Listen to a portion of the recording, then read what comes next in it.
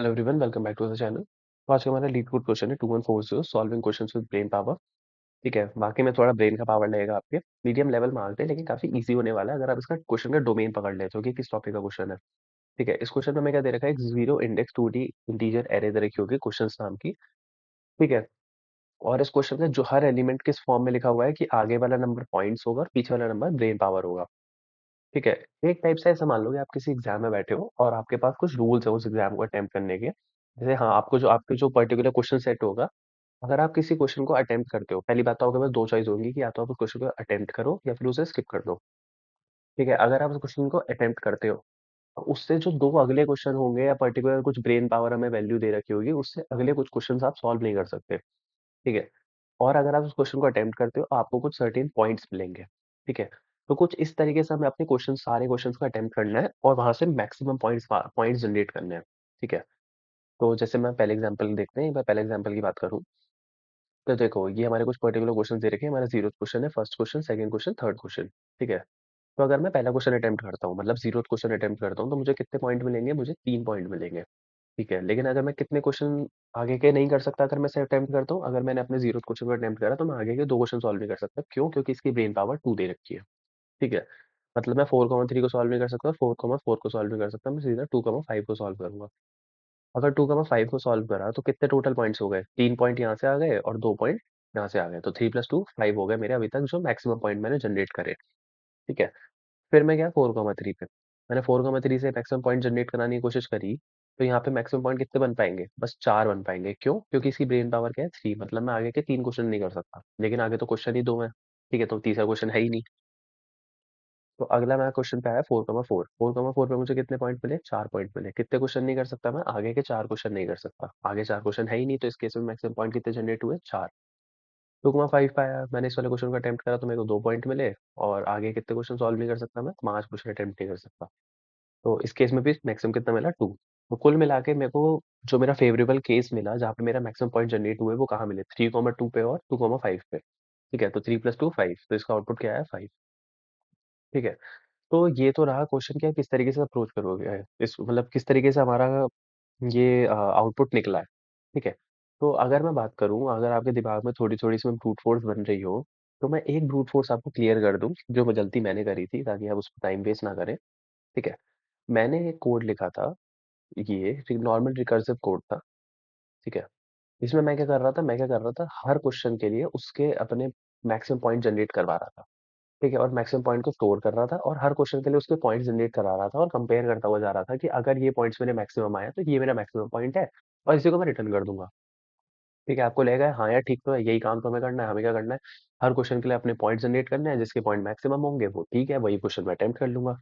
लेकिन नहीं, मैंने एक चीज आपको बताई थी कि आप किसी भी क्वेश्चन को सॉल्व कर सकते हो या स्किप कर सकते हो। ये क्वेश्चन केवल आपको, ये कोड आपका आप कंसीडर कर सकते हो आप जब केवल आपको सॉल्व करने को दे रखा है। आपको कंपलसरी है कि आपको हर क्वेश्चन अटेम्प्ट करना है, हर क्वेश्चन के लिए आपको, मतलब फॉर एग्जांपल जैसे 3,2 था, तो मैं क्या करा, पहला क्वेश्चन अटेम्प्ट करा तो 3 पॉइंट ले लिए और आगे जाके दो वाला जो दो क्वेश्चन बाद जो क्वेश्चन होगा उसको आपको अटेम्प्ट करना ही करना पड़ेगा। लेकिन इस क्वेश्चन में ऐसा नहीं है। जरूरी नहीं कि मैं 3,2 के बाद दो क्वेश्चन छोड़ के जो क्वेश्चन होगा उसको सॉल्व करूँ, मैं उसको भी तो स्किप कर सकता हूँ। समझे? क्वेश्चन यही कह रहा है कि आप किसी भी क्वेश्चन को सॉल्व कर सकते हो, किसी भी क्वेश्चन को स्किप कर सकते हो। तो ये केस जो है केवल सॉल्व वाले को कंसीडर कर रहा है, स्किप वाले को कंसीडर नहीं कर रहा था। एक बार कोड पढ़ा ना आपको समझ में आ जाएगा, इतना कुछ टफ कोड था नहीं है। ठीक है, तो ये तो बात रही मेरी गलती की। अब बात करते हैं कि अब इस क्वेश्चन का डोमेन कैसे समझ में आएगा, ये कौन से टॉपिक का क्वेश्चन है।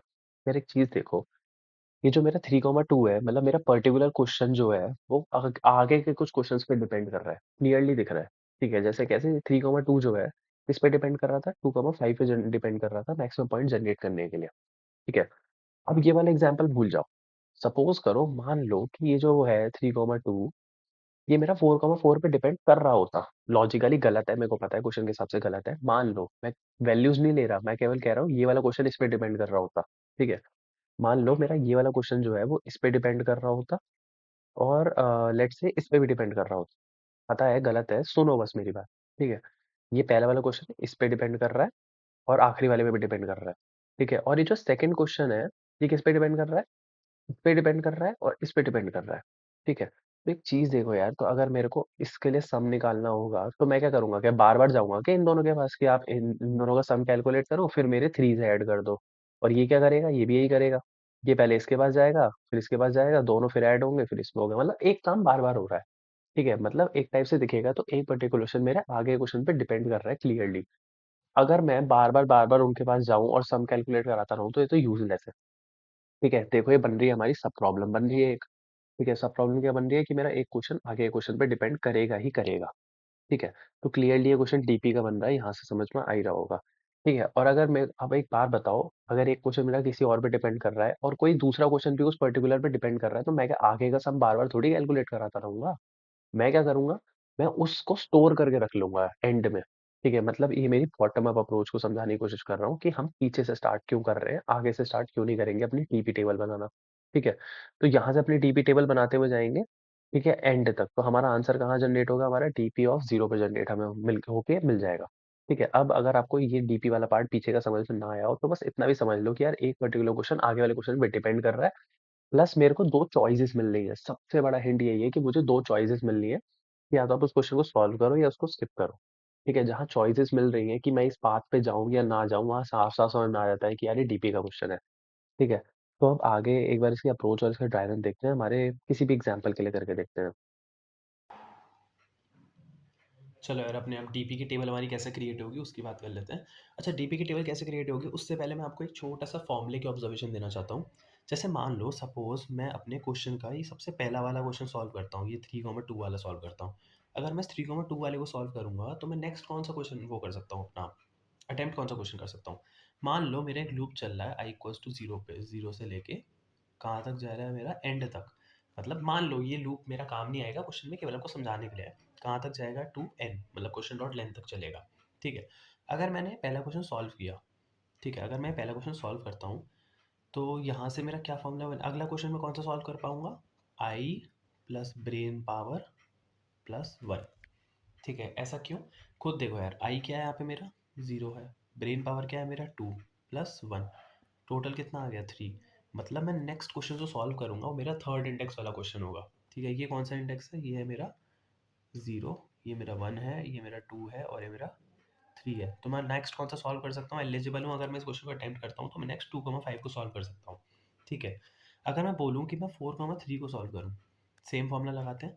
अगर 4,3 को सॉल्व करूँगा तो इसका क्या मतलब है कि तीन क्वेश्चन को स्किप कर दो। मतलब फॉर एग्जाम्पल यहाँ पे भी मान लो एक क्वेश्चन होता, आप तीन क्वेश्चन को स्किप कर दो और जो इन तीन क्वेश्चन के बाद जो यहाँ क्वेश्चन पड़ा होता है ये उसको सॉल्व करता, जो कि खैर इस केस में एग्जिस्ट ही नहीं करता। ठीक है? तो कायदे में देखा जाए तो कौन से इंडेक्स को सॉल्व करता है वैसे? फोर और अपने फिफ्थ इंडेक्स को सॉल्व करता। तो मुझे कुछ इस तरीके से अपना फॉर्मूला बनाना है कि मैं फिफ्थ इंडेक्स पे पहुंच जाऊं। ठीक है? आई क्या है मेरा? वन। ब्रेन पावर मेरी यहाँ क्या दे रखी है? थ्री। तो one plus three plus one कितना देगा? फाइव। मतलब मुझे फिफ्थ इंडेक्स वाला क्वेश्चन अटेम्प्ट करना है। ठीक है? जो कि इस केस में एग्जिस्ट नहीं करता। केवल बस ये वाला फॉर्मूला आपको थोड़ा सा दिखाना था मेरे को कि I plus brain power plus one से हमें पता लगता है कि हम नेक्स्ट कौन सा क्वेश्चन अटेम्प्ट कर सकते हैं अगर हमने एक पर्टिकुलर क्वेश्चन को सॉल्व किया है तो। ठीक है? ये तो रही बात हमारी फॉर्मूले की। अब हम बात करते हैं हमारा टीपी टेबल कैसे बनेगा। देखो यार, क्वेश्चन वाली एरे का हमारा साइज क्या है? चार। ठीक है? चार क्वेश्चन दे रखे हैं तो मेरी जो टीपी का साइज बनेगा वो मैंने बनाया है फाइव। ठीक है? अच्छा, फाइव क्यों बनाया है हमने, फोर क्यों नहीं बनाया एग्जैक्टली? एक ही रीज़न है यार, छोटा सा। खैर आपको पता होगा कि हम डीपी का साइज एक एक्स्ट्रा क्यों लेते हैं, केवल हमारा इंडेक्स आउट ऑफ बाउंड वाले केस को हैंडल करने के लिए। ठीक है? तो बस उसी को हैंडल करने के लिए मैंने डीपी का साइज एक ज़्यादा लिया है, एन प्लस वन लिया है और आखिरी वाले एलिमेंट को हम जीरो ही रखेंगे।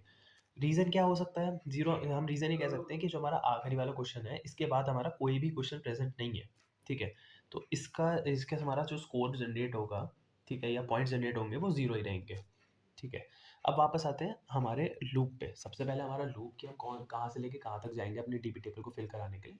मैंने आपको पहले ही बताया था ये बॉटम अप अप्रोच है, क्योंकि हो सकता है कि मैं जैसे कि जो मेरा फर्स्ट वाला क्वेश्चन है और मेरा जो सेकंड वाला क्वेश्चन है वो दोनों इन दोनों पे डिपेंड कर रहे हो। तो इन दोनों का सम मैं क्या करूँगा? स्टोर करा लूँगा 4,4 और 2,5 का, जिससे वो 3,2 के साथ काम आ जाएगा, 4,3 का भी काम आ जाएगा। इस केस में ऐसा नहीं हो रहा है बट कुछ केसेस में ऐसा हो सकता है। ठीक है? केवल यही एक रीज़न है कि मैं बॉटम अप अप्रोच यूज़ करने वाला हूँ। मतलब पीछे से स्टार्ट करेंगे टीपी टेबल बनाना। ठीक है? तो मेरा लूप कहाँ से चलेगा? n-1 से चलेगा और कहाँ तक जाएगा मेरा? 0 तक जाएगा। आंसर हमें डीपी ऑफ 0 पे मिलेगा। ठीक है? अगर मैं लास्ट वाला क्वेश्चन सॉल्व करता हूँ, इंडेक्स लिख लूँ एक बार ऊपर, ये ज़ीरो इंडेक्स है, ये फर्स्ट इंडेक्स है और ये मेरा थर्ड इंडेक्स है। अगर मैं आई इक्वल्स टू 3 की बात करूँ, मतलब थर्ड क्वेश्चन की बात करूँ, अगर मैं इस क्वेश्चन को सॉल्व करता हूँ, तो मुझे कितने पॉइंट मिलेंगे? 2। ठीक है। कि अगर मैं इस क्वेश्चन को सॉल्व करता हूँ, तो फिर मैं चेक करूँगा क्या इसके आगे मैं किसी क्वेश्चन को सॉल्व कर सकता हूँ? ये मुझे कैसे पता लगेगा? आगे वाला क्वेश्चन का आपने फॉर्मूला देखा था, आई प्लस बीपी प्लस 1। ठीक है। आई क्या है हमारा? 3। बीपी क्या दे रखा है इस केस में हमारा? 5 प्लस 1। तो मतलब 8 प्लस 1 हो गया 9। नाइन्थ इंडेक्स तो है ही नहीं हमारी क्वेश्चन वाली एरे में। मतलब इस वाले क्वेश्चन के बाद मैं कोई भी क्वेश्चन आगे सॉल्व नहीं कर सकता। ठीक है। तो कितना मैक्सिमम स्कोर जनरेट कर पा रहा हूँ अगर मैं इसे सॉल्व करता हूँ तो? 2। ठीक है। अगर मैं इस क्वेश्चन को स्किप करता हूँ, ठीक है, अगर मैं इस क्वेश्चन को स्किप कर देता हूँ तो कोई पॉइंट ही जनरेट नहीं हुआ। ठीक है। मतलब आखिरी में हमारा क्या पड़ा है? जीरो। मतलब कोई पॉइंट ही जनरेट नहीं हुआ। ठीक है। तो अभी बताओ, टू बड़ा या जीरो बड़ा? क्या फ़ायदा, सॉल्व करने में फ़ायदा है या स्किप करने में फ़ायदा? ऑफ कोर्स सॉल्व करने में फ़ायदा, तभी तो मेरे को 2 पॉइंट मिलेंगे। दो तो अच्छे हैं, कुछ ना होने से कुछ होना अच्छा। ठीक है। तो मैं इस डीपी के इस वाले इंडेक्स पे टू स्टोर करा देता हूँ। हमारे कौन से इंडेक्स पे? थर्ड इंडेक्स पे क्या आ जाएगा मेरा? टू। ठीक है यार। अब मेरा आई इक्वल्स टू टू हुआ। आई इक्वल्स टू टू पे मैं कौन से क्वेश्चन की बात कर रहा हूँ? 4,4 की बात कर रहा हूँ। ठीक है। अगर मैं 4,4 को सॉल्व करता हूँ तो मुझे कितने पॉइंट मिलेंगे? 4। ठीक है। और अगर क्या इस क्वेश्चन के आगे मैं कोई और क्वेश्चन सॉल्व कर सकता हूँ? ठीक है, इसको भी चेक कर लेते हैं फटाफट से। हमारा I plus B P plus one वाला फॉर्मूला लगा के, आई क्या है? 2। बी पी क्या है? 4 प्लस 1। 6 प्लस 1 7। सेवन्थ इंडेक्स भी हमारा क्वेश्चन वाली एरे में एग्जिस्ट नहीं करता। ठीक है। तो मैक्सिमम पॉइंट कितने जनरेट हो रहे हैं अगर मैं इसे सॉल्व करता हूँ? तो 4। अगर मैं इसे स्किप करता हूँ तो मेरे पास कितने मैक्सिमम पॉइंट जनरेट होंगे? 2। ठीक है। स्किप करूंगा तो मैं 2,5 को अटेम्प्ट कर पाऊंगा, और अगर 2,5 को अटेम्प्ट करूंगा तो कितने जनरेट होंगे? मैक्सिमम पॉइंट्स 2 जनरेट होंगे। ठीक है। तो किस में फ़ायदा है, सॉल्व करने में या सॉल्व नहीं करने में? ऑफ कोर्स सॉल्व करने में, तभी तो मुझे 4 पॉइंट मिलेंगे। ठीक है। तो इस डीपी के इस वाले इंडेक्स में 4 को रखवा देता हूँ। ठीक है। तो हमारा सेकंड इंडेक्स पे क्या रखा हुआ है? 4 रखवा दिया। अब हम आए आई इक्वल्स टू 1 के लिए। आई इक्वल्स टू 1 के लिए अगर मैं आई इक्वल्स टू 1 को सॉल्व करता हूँ तो मुझे कितने पॉइंट्स मिलेंगे? 4। क्या है इसके आगे मैं कोई और सॉल्व कर सकता हूँ क्वेश्चन? ठीक है। सॉल्व कर रहा हूँ तो मुझे ये भी तो चेक करना पड़ेगा कि मैं आगे क्वेश्चन कोई सॉल्व कर सकता हूँ या नहीं। तो आई क्या है हमारा इस केस में? 1। और हमारा बीपी ब्रेन पावर कितना दे रखा है? 3 दे रखा है प्लस 1।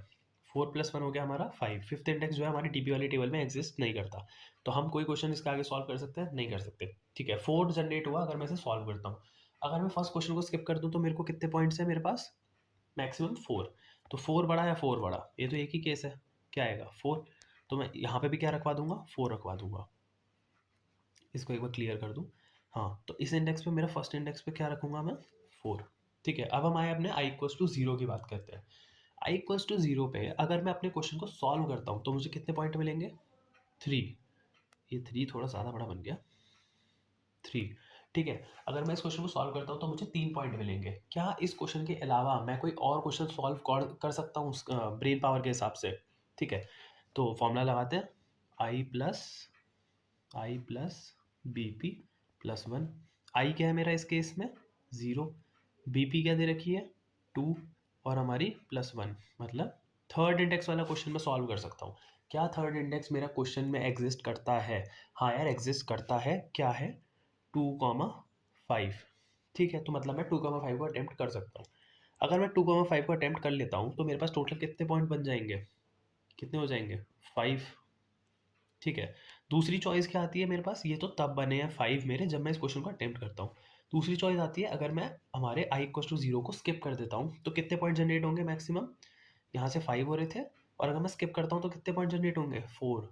यहाँ से देखो ना, डीपी ऑफ आई प्लस 1 से मुझे मिल जाएगा अगर मैं इस क्वेश्चन को स्किप करता हूँ तो मुझे कितने पॉइंट मिलेंगे?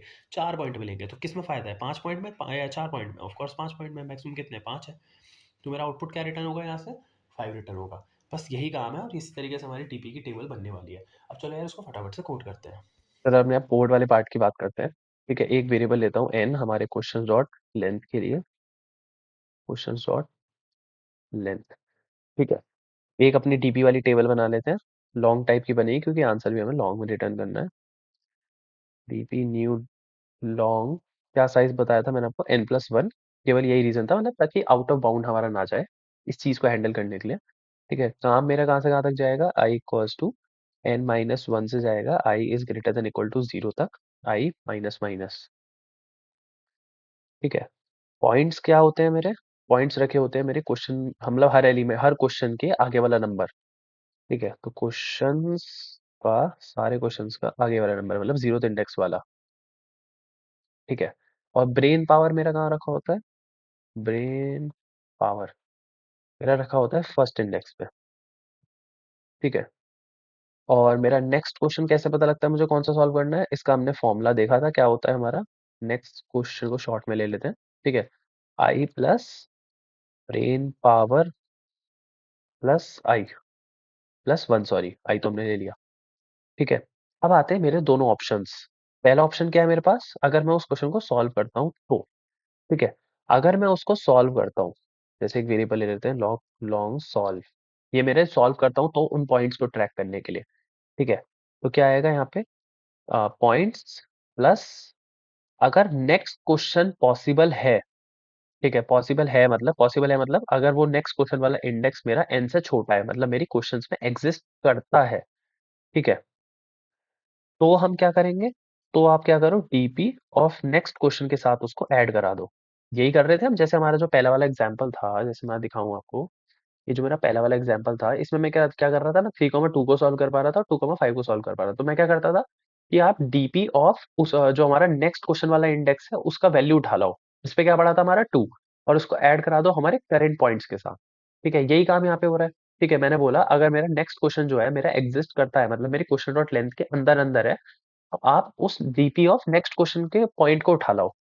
नेक्स्ट क्वेश्चन के पॉइंट को उठा लाओ और उसको हमारे पॉइंट्स के साथ ऐड कर दो। ठीक है, यही कह रहा हूँ। अगर वो एग्जिस्ट नहीं करता, मतलब वो हमारा बाहर जा रहा है, तो आप क्या कर दो, इसकी जगह जीरो कर दो। ठीक है, बस इतना ही काम था। नेक्स्ट क्वेश्चन, यहाँ पे ये ब्रैकेट यहाँ नहीं आएगा, ये एंड में आएगा। ठीक है, ठीक है, तो इतना काम होने के बाद ये था हमारा पहला ऑप्शन कि अगर मैं उसे सॉल्व करता हूँ तो। अगर मैं उसे सॉल्व नहीं करता हूँ तो, मतलब मैं उसे स्किप कर देता हूँ तो। स्किप करता हूँ तो सिंपल हमारा क्या था, स्किप करोगे तो DP of I plus one, मतलब जो अगले वाले क्वेश्चन के पॉइंट्स होंगे आप उसको रखवा लो, उसको स्किप कर दो। ठीक है, फायदा हमें कैसे पता लगेगा, फायदा हमें पता लगेगा डीपी ऑफ आई पे जो हम वैल्यू रखवाएंगे वहां से।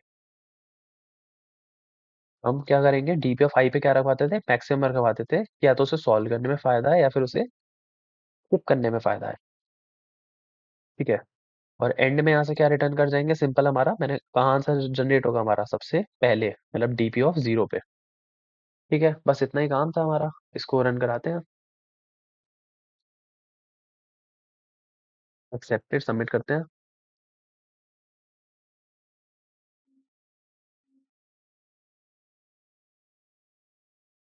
सबमिट भी हो रहा है। अगर अपने कोड की टाइम कॉम्प्लेक्सिटी की भी बात करें तो देखो, जो मेरा लूप चल रहा है वो मेरा चलेगा n-1 से एंड तक, मतलब n टाइम्स चल रहा है, तो टाइम कॉम्प्लेक्सिटी मेरी ओ ऑफ एन रहेगी। और अगर स्पेस कॉम्प्लेक्सिटी देखें तो हमने डीपी की जो हमने टेबल बनाई है हमारी n+1 साइज की, उसकी वजह से हमारी स्पेस कॉम्प्लेक्सिटी भी ओ ऑफ एन हो जाएगी। ठीक है, तो अगर ये क्वेश्चन और कोड आपको समझ में आया हो किस तरीके से हमारी डीपी की टेबल जनरेट हो रही है, तो please do like and share. Thank you.